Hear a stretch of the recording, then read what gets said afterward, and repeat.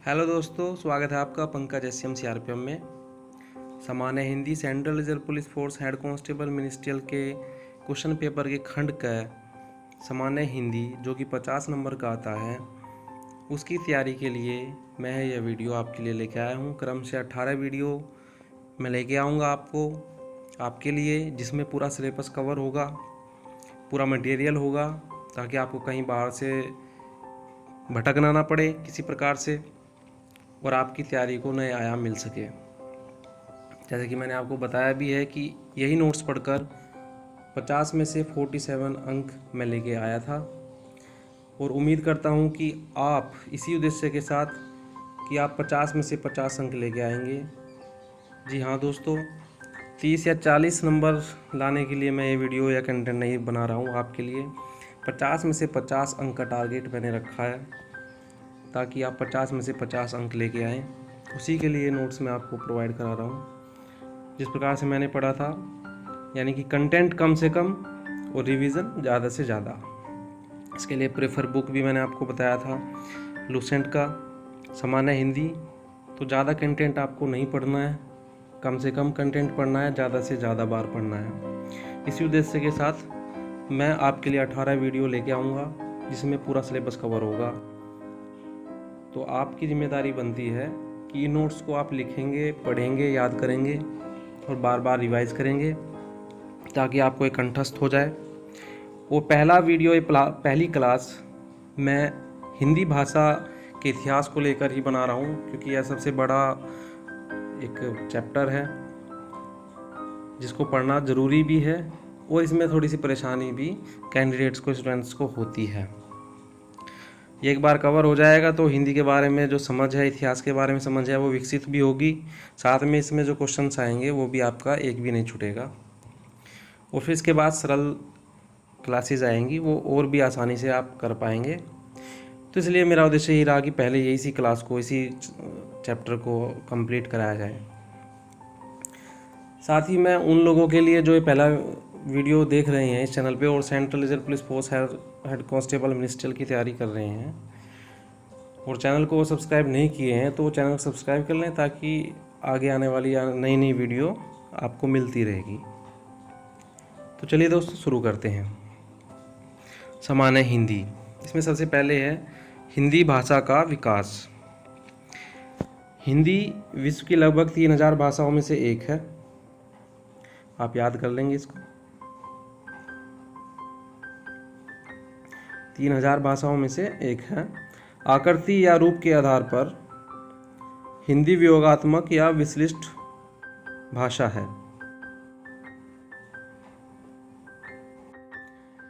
जी हाँ दोस्तों, भाषा परिवार के आधार पर हिंदी भारोपीय परिवार की भाषा है। कुल भाषा परिवार 4 होते हैं, जिसमें भाषा परिवार भारोपीय, जो कि भारत में बोले जाने वाली भाषा 73% रही है, बाकी द्रविड़ है, प्राकृत है और अन्य है। इस प्रकार से हम केवल भारोपीय यहाँ पे पढ़ेंगे शॉर्ट नोट्स के माध्यम से। और हिंदी भारोपीय परिवार की जो भाषा है, ये इसका शाब्दिक अर्थ भारत और यूरोप से जुड़कर है, भारतीय प्लस यूरोपीय।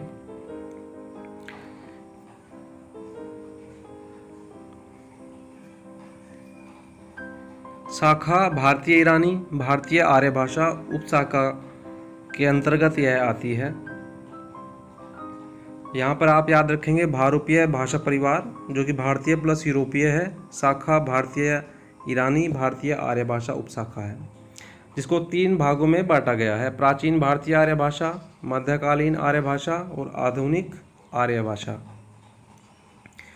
जिसका कालखंड प्राचीन भारतीय आर्य भाषा 1500 ईस्वी पूर्व से 500 ईस्वी पूर्व, मध्यकालीन 500 ईस्वी पूर्व से 1000 ईस्वी पूर्व और आधुनिक 1000 ईस्वी से अब तक।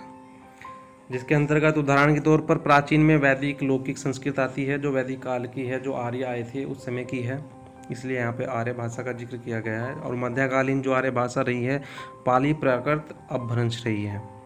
आधुनिक हिंदी रही है। इसको हम कालक्रम के रूप में भी याद रखेंगे, आगे मैं आपको बताऊंगा इसके बारे में। आधुनिक भारत। आर्य भाषा हिंदी को भी 3 कालखंडों में बांटा गया है: प्राचीन हिंदी, मध्यकालीन हिंदी और आधुनिक हिंदी। कालक्रम आपके सामने है: 1100 ईस्वी पूर्व, 1400 ईस्वी पूर्व से 1850 ईस्वी पूर्व। आधुनिक हिंदी का है 1850 ईस्वी पूर्व से अब तक।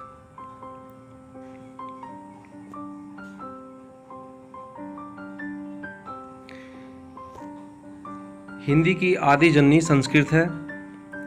हिंदी भाषा के इतिहास का आरंभ अपभ्रंश से माना जाता है। दोस्तों, अपभ्रंश का शाब्दिक अर्थ अप प्लस भ्रंश प्लस घा, जिसका प्रयोगात्मक रूप से इसका जो अर्थ निकलता है वो है पाली और प्राकृत से बाद की भाषा। और अपभ्रंश को ही भारत की प्राचीन हिंदी का आदिकाल माना जाता है। कालखंड के अनुसार हिंदी का विकास क्रम संस्कृत, पाली, प्राकृत, अपभ्रंश, अववट और प्राचीन प्रारंभिक हिंदी। यहाँ पर आप कालखंड जान लेंगे, साथ ही कालखंड के साथ साथ विकास क्रम और यह किस प्रकार की भाषा थी। पाली जो है महात्मा बुद्ध के समय की थी, प्राकृत महावीर स्वामी जी के समय की थी। इस प्रकार से आप कालखंड भी इसी से अनुमान लगा लेंगे यदि आप इतिहास पढ़ते हैं तो। अपभ्रंश पाली संस्कृत के बाद की भाषा है। अपभ्रंश से ही प्रारंभिक हिंदी का आदिकाल माना जाता है। संस्कृत में लौकिक संस्कृत मानी जाती है।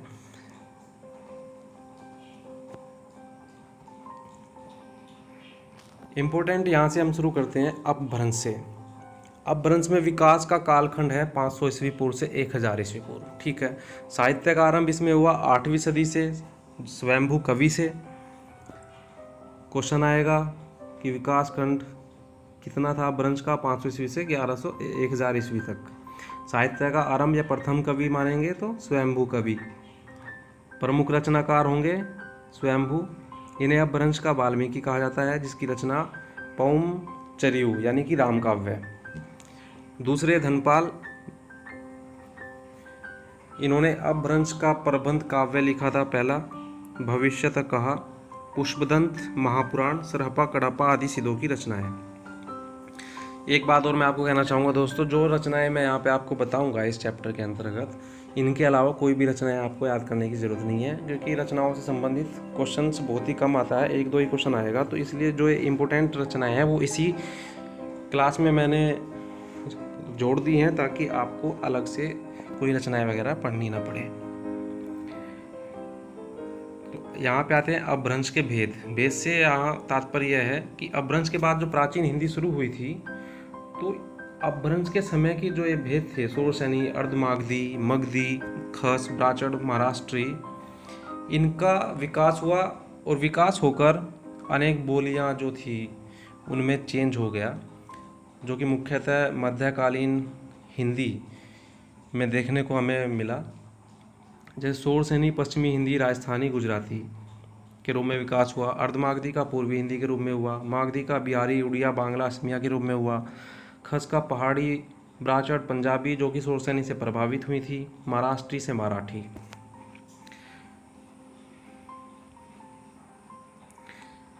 ठीक है दोस्तों, इसके बाद आती है अववट। जी हाँ दोस्तों, अववट के संबंध में क्वेश्चंस आते हैं। जो क्वेश्चंस यहाँ पे बनेंगे केवल वही मैंने आपको दिए हैं, इसके अलावा और कोई मटेरियल मैं आपको नहीं दे रहा हूँ जो एक्स्ट्रा होता है। तो अपभ्रंश और आधुनिक भारतीय आर्य भाषाओं के बीच की संक्रांतिकालीन भाषा अववट कहलाई गई, जिसका कालखंड 900 ईस्वी से 1100 ईस्वी पूर्व रहा, ईस्वी रहा। इसका प्रयोग 14वीं सदी तक रहा था। जहाँ तक अपभ्रंश का था तो उसका प्रयोग हमें 13वीं सदी तक देखने को मिला। अववट को अपभ्रंश का अपभ्रंश या प्रवर्ती अपभ्रंश अर्थात अपभ्रंश के बाद की जो भाषा रही अववट रही, ये कहा जाता था। इसके प्रमुख रचनाकार अब्दुल रहमान, जिनकी रचना स्नेह रास से संदेश रासक, दामोदर पंडित, जिनकी रचना उक्ति व्यक्ति प्रकरण, ज्योतिश्वर ठाकुर, वर्ण रत्नाकर, विद्यापति, कीर्तिलता। इस प्रकार से 4 हैं, को आप याद कर लेंगे।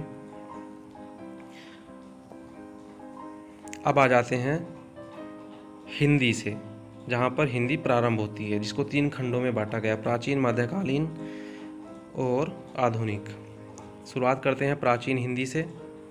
प्राचीन हिंदी को पुरानी हिंदी, प्रारंभिक या आरंभिक हिंदी या आदिकालीन हिंदी भी कहा गया है। इसके अलग अलग नाम हैं, तो इनको आप याद रखेंगे।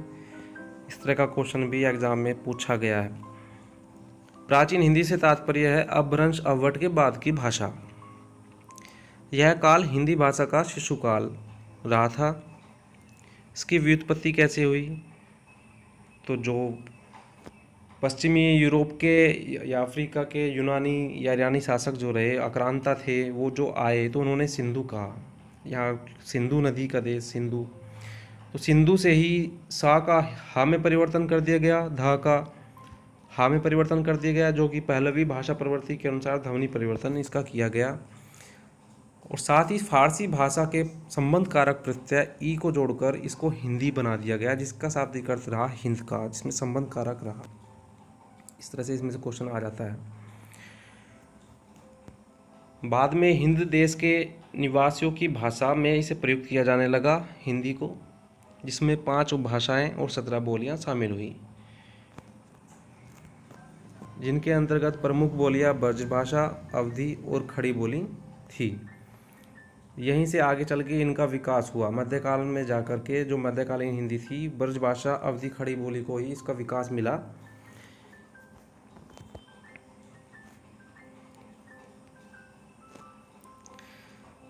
प्राचीन हिंदी में जो ब्रजभाषा थी, उसका प्राचीन ग्रंथ जो था वो था प्रद्युमन चरित्र। सुधीर अग्रवाल जी ने इसकी रचना की थी। प्राचीन हिंदी में ब्रजभाषा अपभ्रंश अवट से ही जीवन रस लेती रही है। ये क्वेश्चन भी आया है कि प्राचीन हिंदी में ब्रजभाषा थी तो वो अपभ्रंश और अवट से ही जीवन रस लेती रही है। अवधी मुल्ला दाऊद की चंद्रायन या लोरकहा प्रमुख रचना रही। खड़ी बोली में खड़ी बोली का आदिकालीन रूप सरहपा आदि सिद्धों, गोरखनाथों आदि नाथों, अमीर खुसरो जैसे सूफियों, जयदेव, नामदेव, मनंत आदि संतों की रचनाओं में उपलब्ध है। यहाँ तक विकास प्राचीन हिंदी का हो गया था। इसके उपरांत मध्यकालीन हिंदी, जिसका कालक्रम 1400 ईस्वी पूर्व से 1850 ईस्वी पूर्व तक रहा, हिंदी खूब फली फूली और मध्यकाल में हिंदी का स्वरूप स्पष्ट हो गया। और इस काल में भाषा के 3 रूप जो निखर कर, मैंने आपको बताया, ब्रजभाषा, अवधी और खड़ी बोली निखर कर सामने आए, जिसमें प्रमुख रचनाकार ब्रजभाषा में महान भाषा परंपरा के उत्तरदायित्व को निर्वहन ब्रजभाषा ने ही किया। और उच्च कोटि की साहित्यिक भाषा यह मध्यकालीन हिंदी के समय में उभर कर सामने आई, जिसका श्रेय हिंदी के कृष्ण भक्त कवियों को जाता है। तो यह क्वेश्चन बनता है यहाँ पर, इसका श्रेय किसको जाता है? तो हिंदी के कृष्ण भक्त कवियों को जाता है, कि जैसे सूरदास, नंददास, निम्बार्क संप्रदाय के श्री भट्ट, चैतन्य संप्रदाय के गदाधर भट्ट, रसखान, मीराबाई। सर्वप्रमुख स्थान मध्यकालीन हिंदी में ब्रजभाषा के अंतर्गत सर्वप्रमुख स्थान सूरदास जी को दिया गया, जिन्हें अष्टछाप का जहाज भी कहा जाता था। जी हाँ दोस्तों, अष्टछाप का जहाज, यह क्वेश्चन कई बार आ चुका है, इसको आप याद रखिएगा। साथ ही एक ब्रज बोली एक भाषा है जो कि बंगाल में कृष्ण भक्त कवियों द्वारा प्रचारित भाषा के रूप में जानी गई।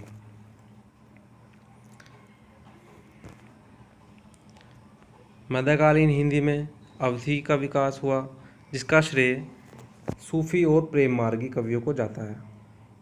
ब्रजभाषा में कृष्ण भक्त कवियों को जाता था। अवधी का श्रेय सूफी और प्रेम मार्गी कवियों को जाता है, जिसमें सर्वप्रमुख जायसी रहे, जिन्होंने ठेठ ग्रामीण रूप प्रस्तुत किया अवधी का, और तुलसीदास रहे, जिन्होंने तत्समुखी रूप प्रस्तुत किया।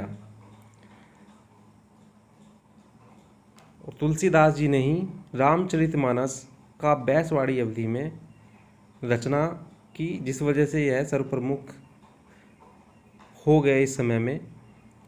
इनके अलावा अन्य कुतबन मृगावती, जायसी जी द्वारा पद्मावत, मंजन द्वारा मधुमाली थी, उसमें चित्रावली, नूर मोहम्मद, इंद्रावती, अली शाह, प्रेम चिंगारी।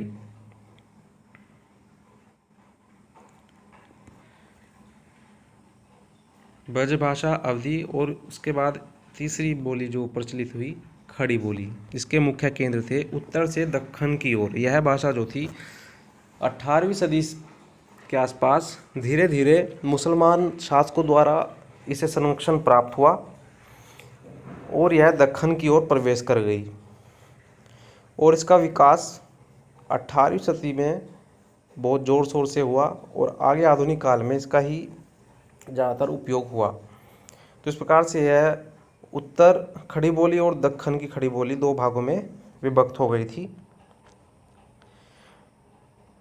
जैसा कि हम ब्रजभाषा और अवधी को जानते हैं, तो इनका जो संरक्षण देसी रियासतों द्वारा किया गया था वो 14वीं सदी में किया गया था, जबकि खड़ी बोली का 18वीं सदी में किया गया, ये ध्यान रखिएगा आप।